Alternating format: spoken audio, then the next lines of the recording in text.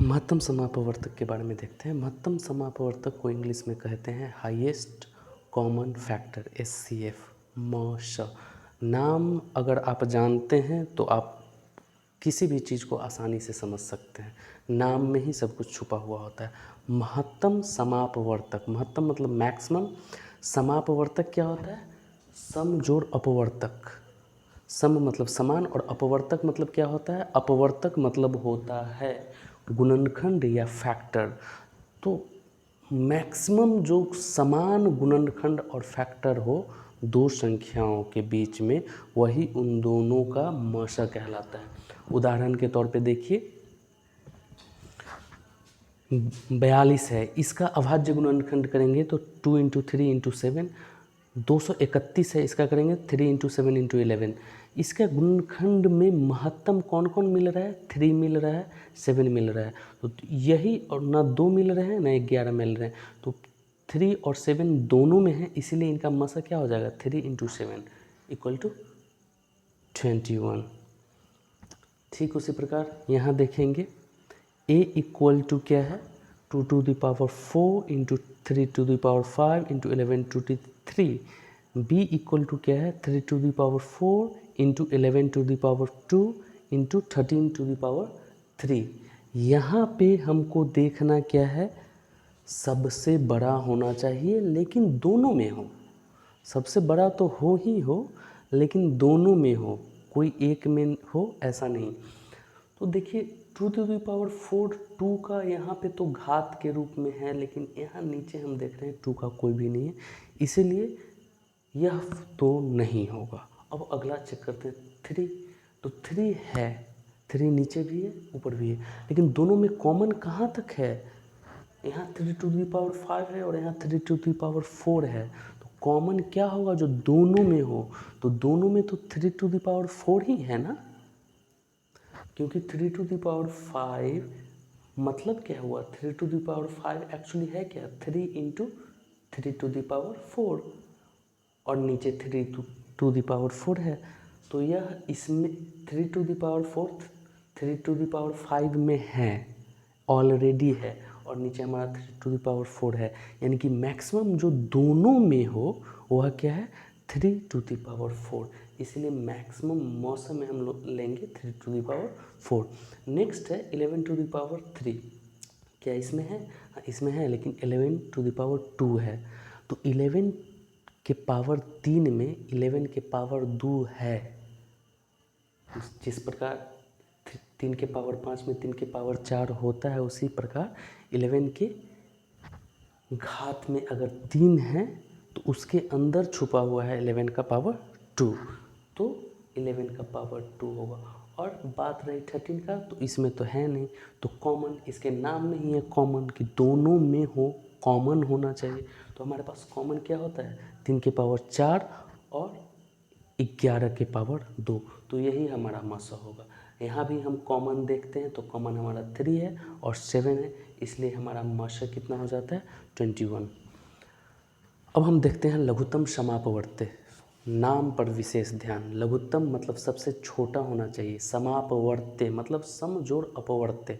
अपवर्त्य किसे कहते हैं? मल्टीपल को, गुणज को अपवर्त्य कहते हैं। तो हमको छोटी से छोटी संख्या लेना है जो कि दोनों संख्याओं का गुणज हो और आपस में समान हो और दोनों संख्याओं का गुणज हो। जैसे कि हमें निकालना पड़ जाए, अगर 12 और 9 का आप निकालते हो लसा, तो सबसे पहले मल्टीपल लिखेंगे सिंपली। तो 12, 24, 36, 48, 60, 72, 84। 9 का मल्टीपल क्या होगा? 9, 18, 27, 36, 45, 54, 63, 72। लेकिन यहाँ पे क्या कह रहा है? लोएस्ट होना चाहिए, और क्या होना चाहिए? कॉमन, दोनों में होना चाहिए। तो लोएस्ट कॉमन क्या है? कॉमन तो 36 भी है और 72 भी है दोनों में, लेकिन लोएस्ट क्या है? 36, जो कि दोनों में कॉमन है, इसलिए ल से क्या हो जाएगा? 36। दूसरा एग्जाम्पल हम लेते हैं। ए के पावर क्या है? To the power 4 into 3 to the power 5 into 11 to the power 3। B 3 to the power 4 into 11 to the power 2 and 13 to the power 3। अब इसमें लस निकालना है, तो लस में हम लोग क्या देखते हैं, लस में हम लोग देखते हैं कि कॉमन लेकिन गुणज। तो यहाँ पे हम चेक करेंगे कि दो के पावर 4 है और इसमें नहीं है, लेकिन लसा का एक प्रॉपर्टी होता है कि यह अपवर्त है, गुणज है, यानी कि जो संख्या ऑलरेडी है वह तो रहेगा ही, क्योंकि उसको गुणज होना है। तो इसीलिए 2 टू द पावर 4 यहाँ पे होंगे। 3 टू द पावर 5 है और यहाँ 3 टू द पावर 4 है, तो गुणज होना है।